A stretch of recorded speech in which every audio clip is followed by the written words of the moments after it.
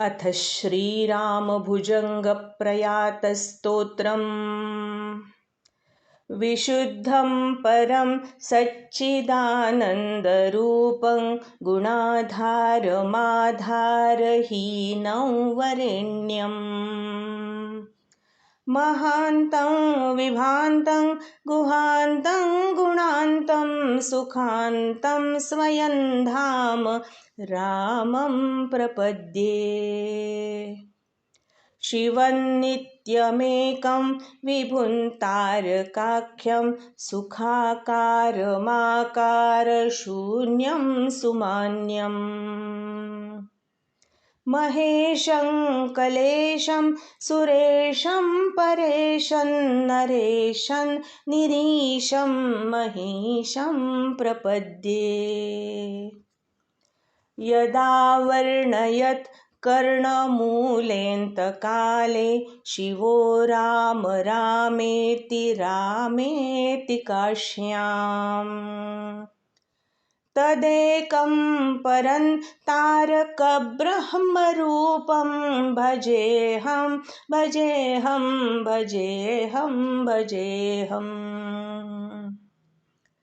महारत्नपीठे शुभे कल्पमूले सुखासीनमादित्यकोटिप्रकाशम्।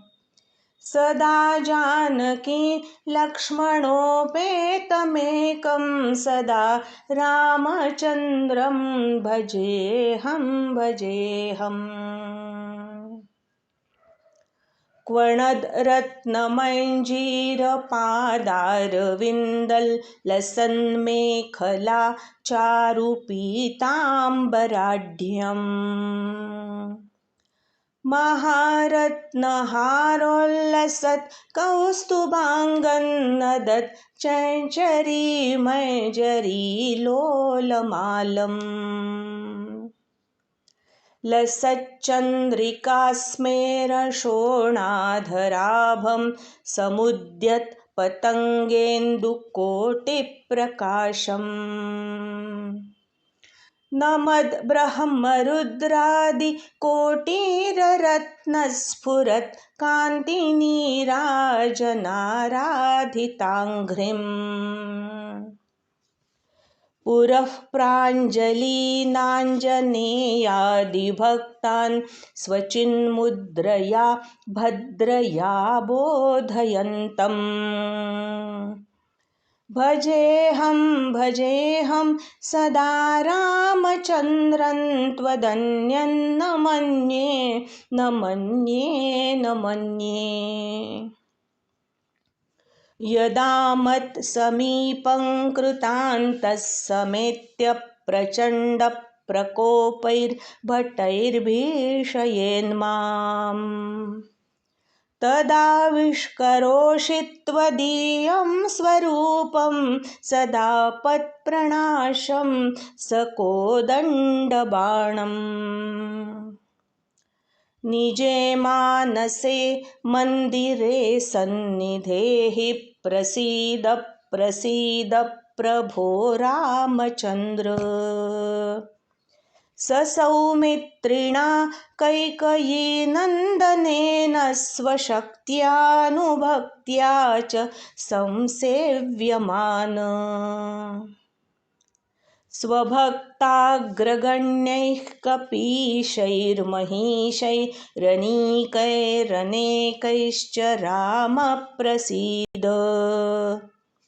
नमस्ते नमोऽस्त्वीश रामः प्रसीद प्रसाधि प्रसाधि प्रकाशं प्रभो माम्। त्वमेवासि दैवं परं मे यदेकं सुचैतन्यमेतत् त्वदन्यं न मन्ये। यतो भूदमेयं वियद्वायुतेजो जलोर्व्याधिकार्यैश्चरैश्चाचरैश्च। नमः चिदानन्दरूपाय तस्मै नमो देवदेवाय रामाय तुभ्यम्। नमो जानकी जीवितेशाय तुभ्यं नमः पुण्डरीकाय ताक्षाय तुभ्यम्। नमो भक्तियुक्तानुरक्ताय तुभ्यं नमः पुण्यपुञ्जैकलभ्याय तुभ्यम्।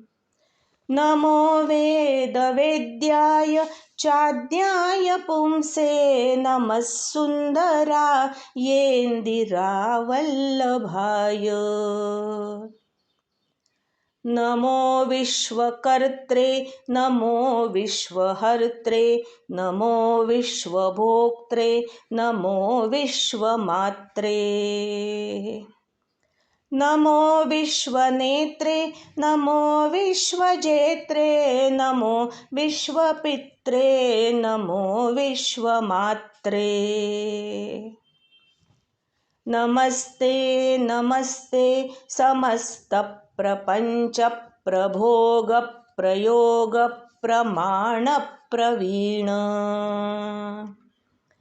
मदीयं मनस्त्वत्पदद्वन्द्वसेवां विधातुं प्रवृत्तं सुचैतन्यसिद्ध्यै। शिलापित्त्वदङ्घ्रिक्षमासङ्गिरेणुप्रसादाद्धिचैतन्यमाधत्त राम। नरस्त्वत्पदद्वन्द्वसेवाविधानात् सुचैतन्यमेतीति किञ्चित्रमत्र। पवित्रे चरित्रं विचित्रं त्वदीयं नराये स्मरन्त्यन्वहं रामचन्द्र। भवन्तं भवान्तं भरन्तं भजन्तो लभन्ते कृतान्तं न पश्यन्त्यतोऽन्ते। स पुण्यः स गण्यः शरण्यो ममायन् नरो वेदयो देवचूडामणिं त्वाम्। सदाकारमेकचिदानन्दरूपं मनोवागगम्यं परन्धाम राम। प्रचण्डप्रतापप्रभावाभिभूतप्रभूतारिवीरप्रभो रामचन्द्र। बलन्ते कथं वर्ण्यतेऽतीव बाल्ये यतोऽखण्डिचण्डीश कोदण्डदण्डम्। दशग्रीवमुग्रं सपुत्रं समित्रं सरिद्दुर्गमध्यस्थरक्षो गणेशम्। भवन्तं विना रामवीरो नरो वा सुरो वामरो वा जयेत् कस्त्रिलोक्याम्। सदा राम रामेति रामामृतन्ते सदा राममानन्द निःस्यन्दकन्दम्। पिबन्तं नमन्तं सुदन्तं हसन्तं हनूमन्तमन्तर्भजेतन्नितान्तम्। सदा राम रामेति रामामृतन्ते सदा राममानन्द निःस्यन्दकन्दम्। पिबन्नन्वहन्नन्वहन्नैव मृत्योर्बिभेमि प्रसादादसादात्तवैव।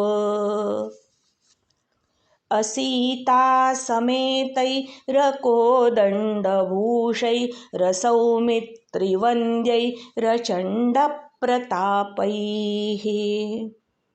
अलङ्केशकालैरसुग्रीवमित्रैररामाभिधेयैरलन्दैवतैर्नः